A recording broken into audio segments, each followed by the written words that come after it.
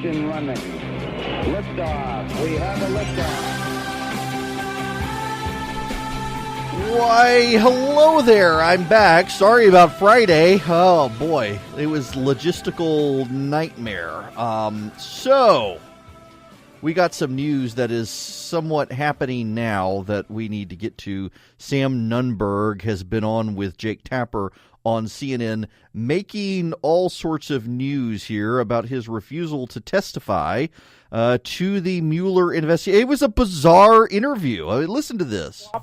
Should I spend 80 hours going over my emails, Jake? If it were me, I would. I mean, if you're just asking my opinion, just because it sounds like a pain, but he is the special counsel, and he does have the long arm of the law. Why do I have to produce every email? I talk to Steve Bannon and Roger Stone 8 times a day. Do you know what I mean? Why do I have to go over it? Why do I have to send them every email? Sometimes life and special prosecutors are not fair, I guess. I would cooperate were it me, but, you know, I'm a different breed of cat. Sam, thanks so much. I appreciate it. Jake, I'm definitely the first person to ever do this, right? Say that again? I'm definitely the first person to ever do this. Flat out say I'm not cooperating. You're the first one I've ever spoken with. How just bizarre is that? Somewhat erratic behavior. So he's refusing. He also, on CNN, is alleging that the president may have done something in the election. Now, I wouldn't take him at his word on that. It sounds it sounds very odd. So here's what I'm thinking. This is my theory, and it is solely my theory, and I don't have anything to back it up with. So it is my opinion without any foundational anything other than, is it not curious that he tells Jake Tapper, not I talked past tense, but I talk 8 times a day to Steve Bannon and Roger Stone. Well, what does Roger Stone have to do with anything? He was never connected to the president's campaign directly. What does it have anything to do with Steve Bannon, who was late to the campaign, unless he's trying to use calling in to CNN like this as his lame attempt at signaling to them? Is he saying the president may have done something? This is essentially, it sounds to me like Sam Nunberg trying to telegraph to these guys that they need to help him out or else. That he's a young guy. He doesn't have a ton of money. He doesn't have the money to pay lawyers for this sort of thing. And this sounds like it is I'm going to spill the beans on all of you guys unless you guys come up with the money to set me up with a good lawyer. Again, this is total conjecture on my part. But it just very, very curious to me. He goes on television today. He says this. Implies that he may know something about the president doing hanky-panky in the election. That he talks to Steve Bannon and Roger Stone 8 times a day, and that is the bail me out or else you're going to be bailing water. It was a bizarre interview. You're going to refuse to cooperate with the special counsel. You will get arrested and go to jail. The Mueller investigation, they don't play. He doesn't play. He's the former director of the FBI. You say you don't want to testify, they will make you testify. And it seems to me like this is all a telegraphing of, I'm not saying anything, but I know stuff, and please, guys, y'all need to help me financially with a lawyer. That's just, again, conjecture on my part. Okay, anyway, it's Erick Erickson here on WSB. The phone number 404-872-0750, 1-800-WSB Talk. We got Stacey Evans coming on the show at 7 o'clock tonight from 7 to 8. We'll be here till 8 o'clock tonight. Can we talk about tariffs for a minute? Folks, the President of the United States seriously risks a recession that undoes all of his economic gains as president. And that is not a good thing. A tariff is a tax. And who pays the tariff? It is not the foreign government, nor is it the foreign company. It is you. The cost for your 6-pack of beer will go up because aluminum is going to be taxed, and that tax is going to be passed off to you. The ammunition you buy for your guns, the cost is going to go up. Your guns, the cost of your guns, they're going to go up. Your car price is going to go up. All of these things are going to go up. In fact, the gains that you have seen from the president's tax reform package could in many cases be completely offset by the tariffs. Because again, the companies are going to pass the cost off to you. And the president says he wants these tariffs because he wants to make America great again by propping up the American steel and American aluminum industry. But he's not going to. Do you know why? Because in many cases, the cost of the products aren't actually going to go up so much that it would make it more lucrative to buy the American product. So in a lot of cases, these goods will still cost left. It'll cost less, and as a result of it costing less, even though it costs more than it did, you'll still buy the foreign product. So you're not actually helping the American business. But then what happens? Well, the American businesses are going to get tariffs placed on them by the foreign governments. The European Union is already saying that they're going to raise tariffs on American products. So the president's saying, well, then he's going to raise rates on European goods. I mean, this is a trade war. The president is saying he's going to start a trade war while he's saying we're going to avoid a trade war. The way you avoid a trade war is you get a bunch of other countries together and say, we're all going to do this together so that you can bring people to the negotiating table and negotiate. What the president is doing is saying, I'm going to raise tariffs in the United States, and every other country on the planet is saying, we're going to respond by hurting American business. Economics 101. You know, people on the left and people on the right, there's fairly unanimous opinion, except from the fringe on either side, that tariffs are bad. Because tariffs raise costs for domestic consumers without actually negatively impacting the other side. The only way tariffs work is if it's a large number of countries coming in together to fight an unfair trade practice. Now, you may think it's an unfair trade practice, but is it really an unfair trade practice? In some cases, the Chinese have been dealing unfairly with this, but we've been betting 1,000 win into the World Trade Court. So we're going to go to the World Trade Court, and we're going to get hurt. We're going to get penalized as a nation. The Europeans are going to do this. Now, let me bring this close to home for you. Mercedes and Porsche for you purists out there, they're here in Georgia now. You've got Hyundai in Alabama and a part of it in Georgia. You've got Volkswagen coming to the south. The European and Japanese auto industry in Georgia, South Carolina, and Alabama is going to be hit hard by what the president is doing. And that's going to affect your jobs. When Mercedes, when Porsche, when Hyundai, when Toyota, when Volkswagen, when they start laying people off because people stop buying their products because the prices have gone up, then your business is going to be impacted as well. The president wants to save dying American industries. He's actually going to finish them off even quicker.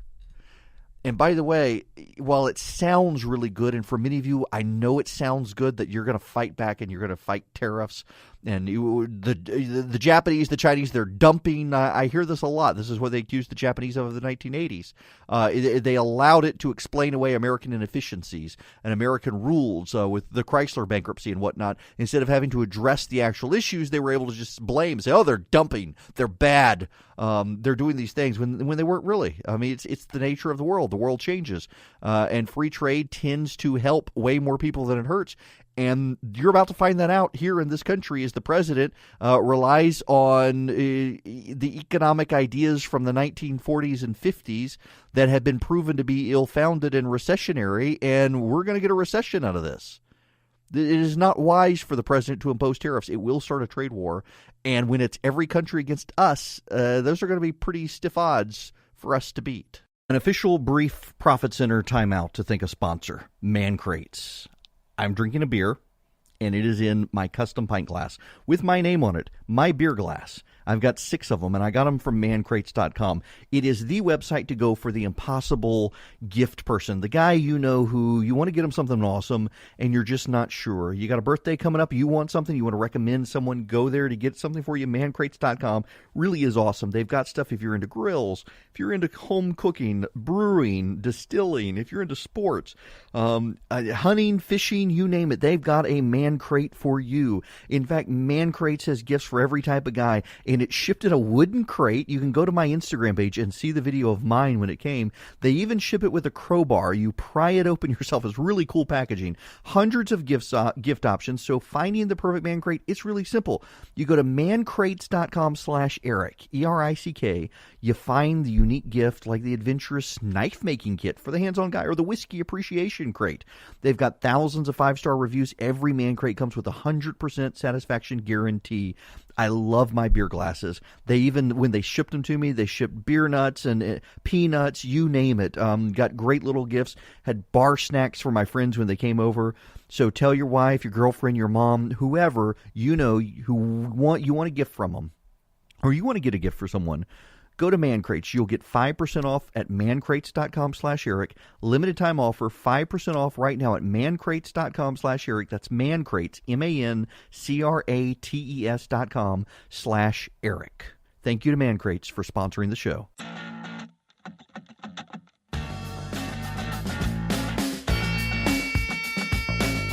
At 7 o'clock, I'm interviewing the last of the gubernatorial candidates in Georgia, at least the last as far as I can tell. There may be someone else, a surprise qualifier, and if they're a credible candidate, I will interview them. If they're not a credible candidate, I will not interview them. What is a credible candidate? A candidate who's actually doing what it takes to become governor, not just someone who angrily announces that they're running for governor and then doesn't actually do anything. And there are always the fringe candidates. So we'll talk to Stacey Evans tonight at 7.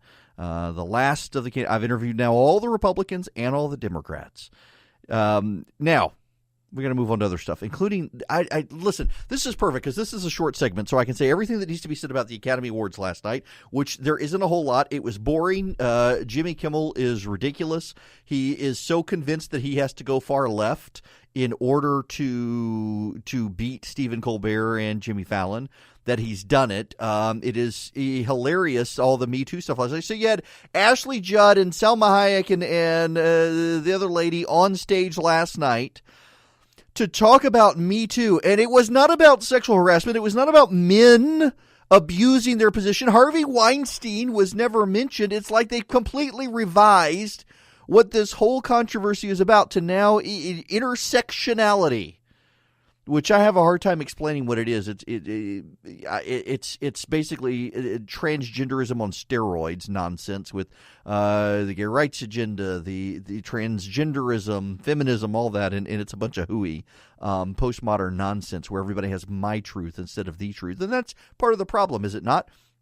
They can revise what this whole controversy is about because it's all about me. It's not about the truth. It's my truth and my feelings. That's why Hollywood is doing such a bad job making good films. I mean, for God's sakes, the movie that wins last night, Best Picture, was about a fish sleeping with a disabled woman.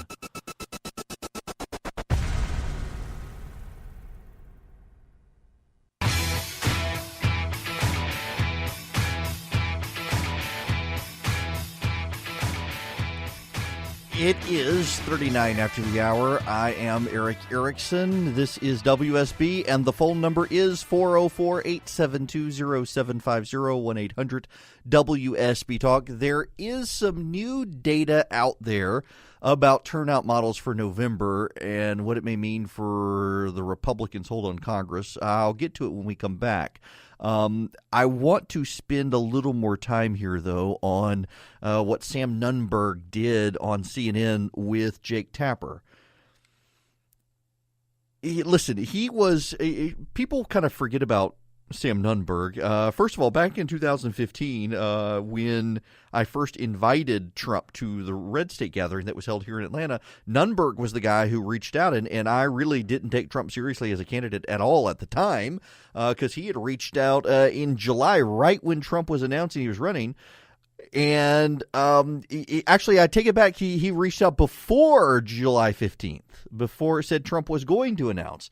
Wanted to get him to the Red State gathering, and he sent several emails following up, and ultimately I said sure. Before then, with the Megyn Kelly stuff and whatnot, rescinding the invitation.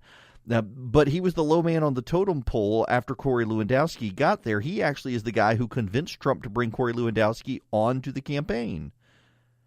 He was intimately tied to Roger Stone. He ultimately was fired. There's no love lost now. He actually told Jake Tapper he believes that Donald Trump is a pawn of the Russians and potentially colluded with the Russians. He believes Carter Page colluded with the Russians. He says he thinks the Mueller investigation will show Roger Stone colluded with the Russians, that there was coordination. Now, the White House has been really trying to push away the collusion stuff, but I got to tell you, that's the media spin on this. If you pay attention to Democrats, they as well are trying to get past the collusion stuff. One, collusion's not a crime. I know many of you think that, and it's being talked about like it's a crime, but collusion is not in and of itself a crime that they could charge the president with. The president has every right, the campaign has every right to reach out and work with others. The issue is if you work with the Russians, using foreign influence to shape your election, the underlying acts that were done could be criminal, but the collusion, you could get a conspiracy out of it, but not necessarily collusion. The Democrats, though, have abandoned the collusion narrative. The more and more it looks like Mueller is looking at other issues and other angles, and Sam Nunberg doesn't know. That's one of the big key issues here. He doesn't know. I think the media is really moving away because the Democrats are from collusion to other narratives. The Russians, of course, the Russians were doing it. Even without the Trump campaign, the Russians were doing it. I mean, they keep changing the story and moving the goalposts. There is something else, though, where the media, I think, is behaving badly when it comes to the president, and that is over the weekend, a tape was released of the president in an off-the-record fundraiser. Don't complain. Remember, Barack Obama had the same thing happen with the guns and ammo bitter clingers comment. That was at an off-the-record fundraiser in California. That leaked out. This one leaked out of the president at this fundraiser, joking about the Chinese premier deciding to essentially become dictator for life and saying, we may try that here. And the media is outraged. You've got serious reporters saying, this is proof that the president wants to be a dictator. Y'all, it's very clear from the transcript of what the president is saying that he's joking. And it is very clear that the reporters just lack any sort of sense of humor to appreciate the fact that the president is joking. It was a very big joke. And in the media's outrage over the president's joke that was a joke, they've kind of missed the thing that should be a little bit troubling to all of us, including the president's supporters. And perhaps the president didn't mean to say it, but he did. So here's the issue that should concern us. And I have heard from some of the president's team, and they have discussed the issue with him. He was making a joke. But we as a nation should be looking and frowning upon the Chinese premier essentially setting himself up as dictator for life. And this hasn't made a lot of national news here in the United States. But Xi Jinping, the new Chinese premier, has essentially propping himself up to be dictator for life in China. And he was portrayed in Western media as being the more moderate of the two men who were in the race to be premier of China several years ago. And it turned out he was the more aggressively communist one. The other guy was a corrupt kleptocrat, and he was rounded up, carted away, probably has been killed by now. And the new Chinese premier is a heavy-handed dictator. Marriott International, the hotel company, fired a man who worked at their social media campaign because some idiot at Marriott listed Tibet as a separate country from China. A Tibetan protest group praised Marriott for its honesty on the internet. It was a somewhat obscure tweet. A random dude in Denver, Colorado, who ran the social media account for Marriott, who had no idea about all of this international stuff, liked a tweet from this group that praised Marriott. He's been fired by Marriott because the Chinese were outraged. We are increasingly seeing a China that does not believe it needs the United States of America anymore. And that is deeply problematic. And as a result of it being deeply problematic, this president and this administration should not be suggesting, even through joking, that it's awesome what the Chinese premier has done, because it will be used for propaganda purposes in China to further his dictatorial ambitions in China. And we really don't want that. This is a dangerous man, and I don't know that we as a nation are taking the Chinese threat as seriously as we should, largely because we're so distracted by the Russians.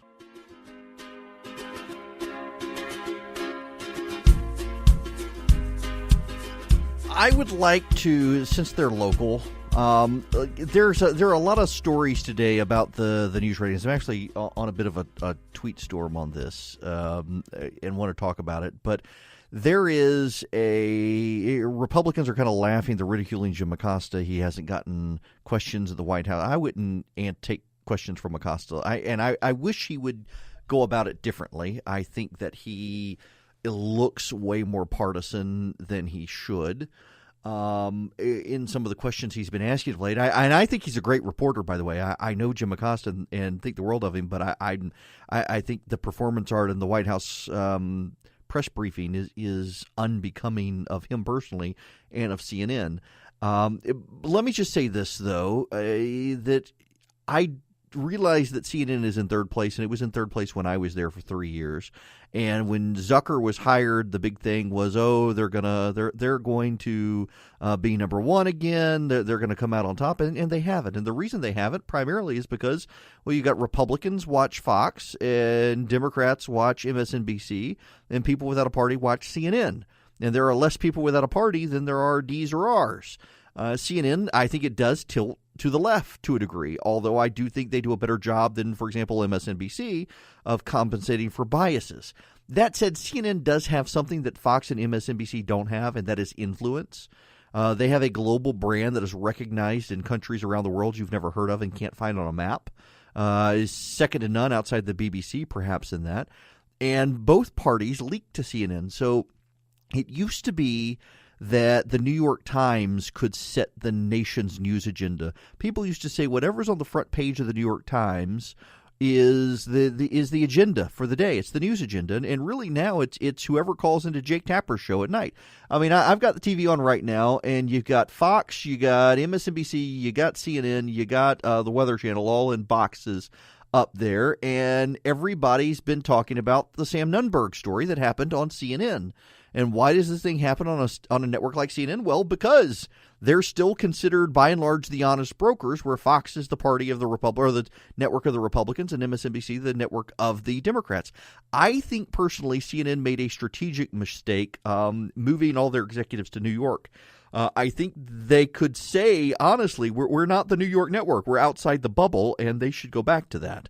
When we come back, though, the president and the economy.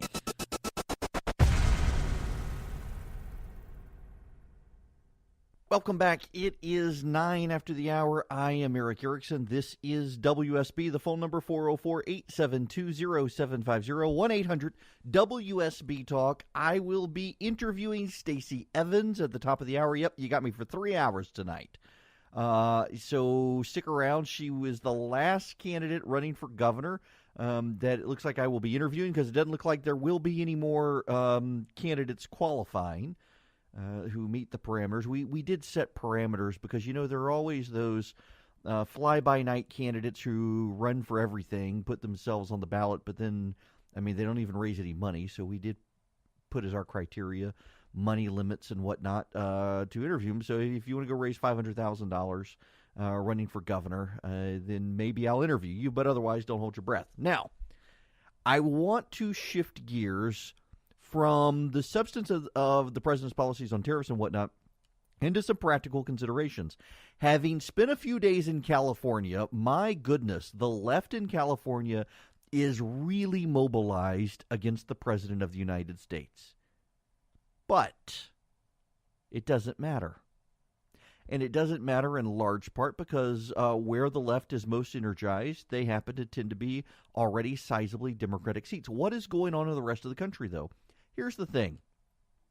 I think some of you, and I know because I've encountered some of you, and you call into the program and you vehemently disagree, you do not believe, you do not see, you do not feel that there is a Democratic wave coming, and you were right about Donald Trump winning in 2016, you're going to be right about this. I think the data, historic data, suggests otherwise, but I think the on-the-ground data right now suggests otherwise as well. Before you get mad and cuss me out and vent on Facebook, listen to all of this, though, because there is a twist here I think we all need to understand. I do think a Democratic wave is coming in 2018. I think Republicans need to be prepared to lose the House. In fact, Republican strategists involved in the House races have already told me and others that they are in mitigation mode. They are not in preserve the House mode anymore. They've given up on the idea that they will keep the House. Paul Ryan is thinking he is on his way out of the Speaker's office. The senior Republican leaders are preparing for life in the minority as we speak. They think they lose the House. The question is by how much, and they are in mitigation mode. And I don't know that there's a lot that Republicans can do to be in mitigation mode because the wave is strong. Why is the wave strong? This is what you need to understand.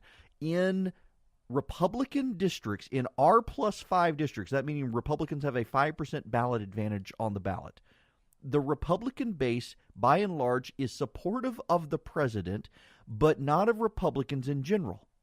And of those Republicans who are not supportive of the president, they are very likely to go vote for Democrats, in particular suburban women. Now, don't waste your time calling.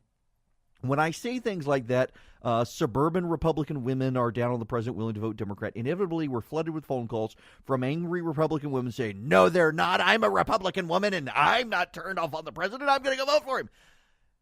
I'm not talking about the exceptions. I'm talking about the rules. And just because you are an exception to the rule does not mean you are the rules. That seems to be one of the great mysteries of postmodern America, where everybody thinks the exception is the rule now. So where you say, for example, a two-parent nuclear household is the most stable way to raise kids, you'll inevitably get the angry single parent or the angry gay adoptive parent calling in to saying how great their kids are doing, therefore you must be wrong. No, you're the exception to the rule. You're not the rule. The rule still applies. And the same thing happens here, that suburban Republican women have turned on the president. Again, though, before you get angry with me for saying this, just listen to my point, because there is a point to be had that I assure you will like. So we are seeing this phenomenon. Now, let me give you a new data point in this. In early voting in Texas, early voting is up 110% among Democrats. Republican early voting in Texas is not up in any statistically significant measure. Democrats are very fired up, and Republicans are starting to look at seats that are R+5 and less, that is R+1 to R+5, and they're thinking these are seats we could start losing. That you could see a surprise in a Rob Woodall district, for example, in Gwinnett County here in Georgia, where he loses in a Democratic wave. And those become the new swing seats in this environment where Democrats are highly energized in districts that are between R+1 and R+5 to make a difference. And that means Republicans are going to have to spend a lot more money defending those seats, so they don't have the resources necessary to defend the real swing seats, and there are enough real swing seats to hand the Democrats the House. That's why Republicans are in mitigation. But there's a problem for the Democrats, and this is where I wanted to get, that even if the Democrats take the House, which seems likely, it seems to me that they increase the odds of President Trump's reelection in 2020.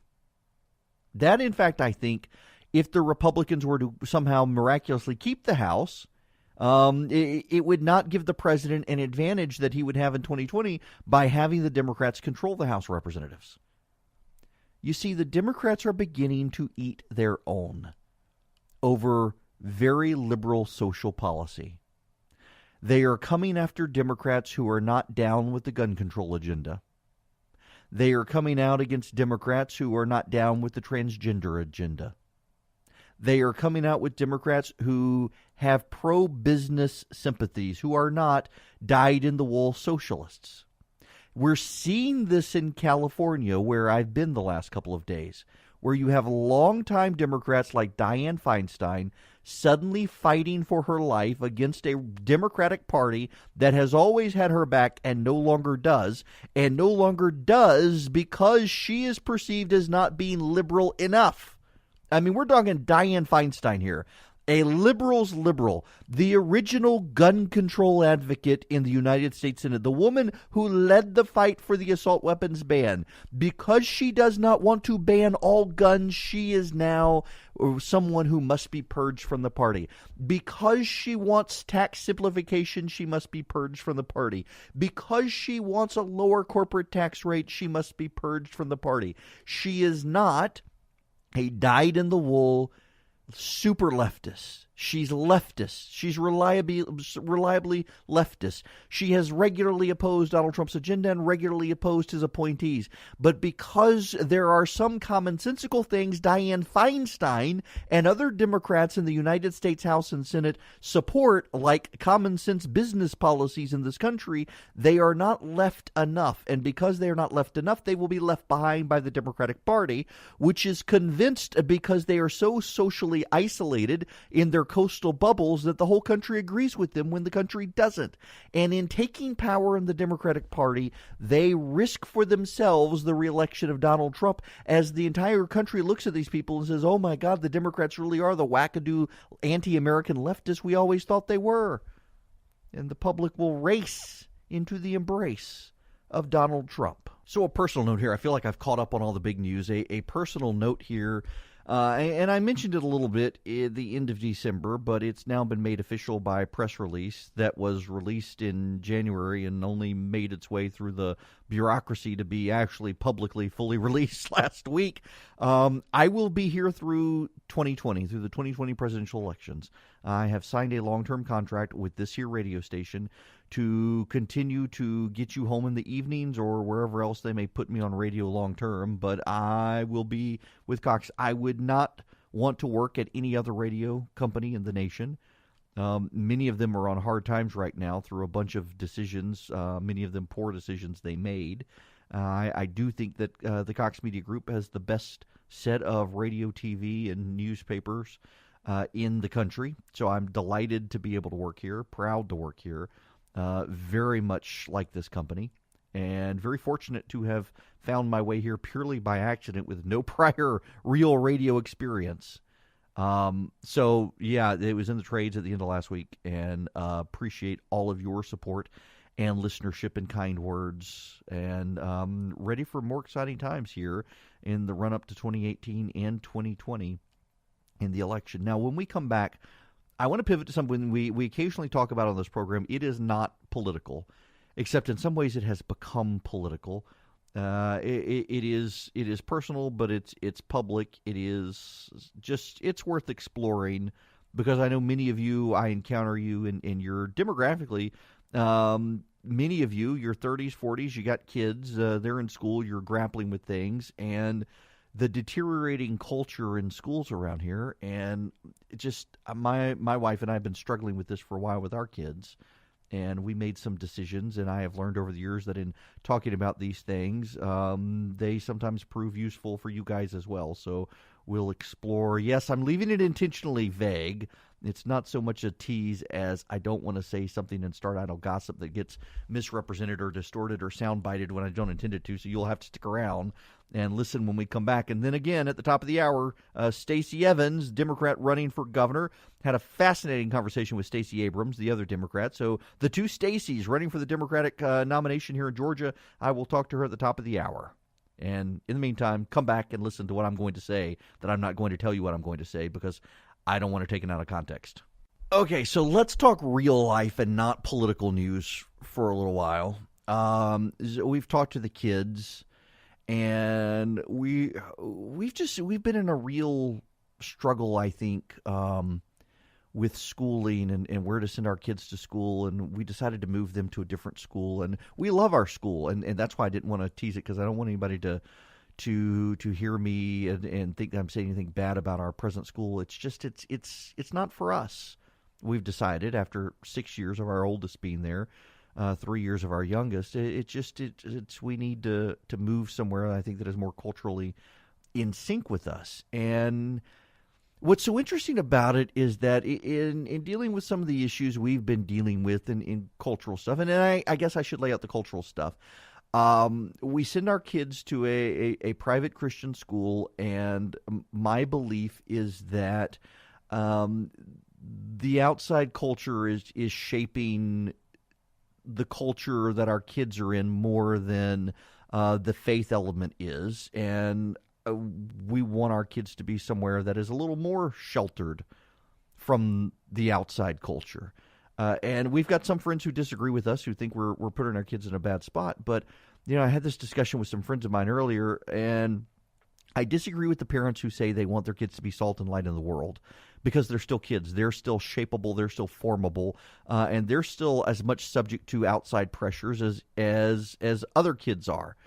And I want my kids to be where they do get a very solid moral, religious foundation for when they do head out into the world, when they are challenged. As I don't want them and need them to be salt and light right now. I want them to absorb the salt and light of others.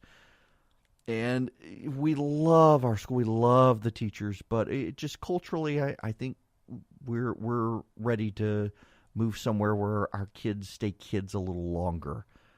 And part of the problem that I see in a lot of schools these days, public and private, is the teachers are kind of helpless to the culture around them. And if you're in, for example, a private school, if everybody can come in who can afford it, you're going to bring in people who don't necessarily share your values, and you risk their values shaping your kids as opposed to your kids and their values shaping the outside. And it's such a difficult problem. And our kids have been getting one of the greatest educations they could possibly get. And I look at friends of mine who are sending their kids to different public schools in the area and talk to the teachers at those schools, and I feel so bad for the modern American teacher. Listen, there are really bad teachers out there. There are. I've had some terrible, terrible teachers. When I moved back to Louisiana to a public school, I had just some awful teachers, but I had some really good teachers too. And I feel bad for the good teachers who more and more are graded themselves based on how kids in their classrooms do on standardized tests. And in many cases, their kids are coming to school from a broken home, hungry, and they've got other needs beyond academic needs. And you're essentially holding teachers accountable for failures in a home. And I don't know that our public schools in this country are redeemable in that sense. There is one solution, though, and I don't know that it's a solution anyone would adopt. So this is very outmoded and would never happen, but I think it is actually the only solution, and that is a real aggressive federalism model where local communities get to have their own standards, and even if their standards disagree with the politically correct or left-wing standards of the day, they get to have them without pressure, without bullying, without boycott. And then at that local level, going back to a model of small neighborhood schools where your schools are giving up the athletics programs and they're focusing on the educational programs during the day. So they may not have enough space to have the football field and the football team and the sports teams, but you've got a local neighborhood school where you've got small groups of teachers with classes and you got the neighborhood is invested in the school. Almost in a charter school methodology. I think we got to go back to when your kids are traveling all over God's good earth to get to school in the butt crack of dawn. They're tired. The teachers are dealing with large class sizes. There's overwhelming bureaucracy, and the parents are absent. Keep the kids in the local neighborhood where they walk to school together in the mornings. The parents are all outside making sure they go. You got many parents where both parents are working. Maybe it's the grandparents there overseeing. People are involved in the local school, and there's no burden for them to travel across town to get to that school. We have got to start doing things at a smaller scale in this country in terms of education. And that means giving up sacrifices, most importantly, the land sacrifices for a lot of schools these days, which means you'd have to sacrifice a lot of your athletics programs and stuff. But I think we need to be building minds in these schools, and we put teachers in a no-win situation. And the culture in this country is so broken, I don't know that we can even that will fix it. But culture is upstream from politics, and the culture is polluting the politics, and we're seeing that all over the place. And unless we start addressing these cultural issues of broken homes and failing schools, we're not going to be able to fix anything. Really, really encouraging, isn't it? But there's your hard truths for the day, I guess. Y'all, I want to take a quick time out to thank one of our sponsors this week. It is Beachbody On Demand. Now, you know the Beachbody name. You may not be familiar with the brand directly, but you know P90X, Insanity, 21-Day Fix, T25, the 3-week yoga retreat. They've moved to a digital platform, so you're not buying DVDs anymore. You can web-enabled, get it on your phone, get it on your tablet, even get it on your TV. They've got a great Apple TV app that I use. Why do I use it? Well, of all things, yoga. Now that I'm over my 40s, I've had my doctor recommended it, and I need to stretch more. And I've been doing a fitness routine just because I'm trying to get myself back in shape for more TV and travel demands. And, you know, Beachbody On Demand has some great products. Their yoga plan for me that I do with my wife has come in real handy. I have a ton of friends who do P90X.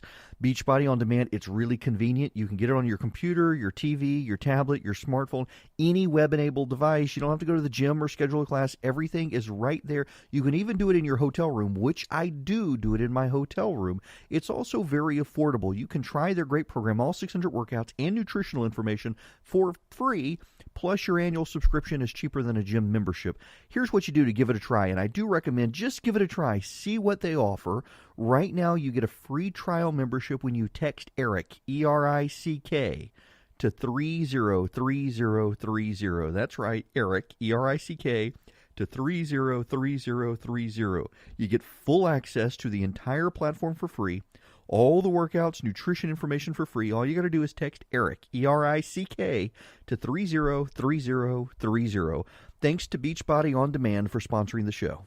Alrighty, so interviewing Stacey Evans here in a few minutes. We'll be carrying it live here on WSB. Also, you can go to the facebook.com/WSB Radio, our Facebook page, where there'll be a video live stream, and we'll put the video live stream up on the Resurgent as well. Thanks to all of you who have submitted questions to the various candidates. What I intend to do, if you will text SHOW to 444999, text the word SHOW, S-H-O-W, to 444999, I will give you back the podcast links for the show.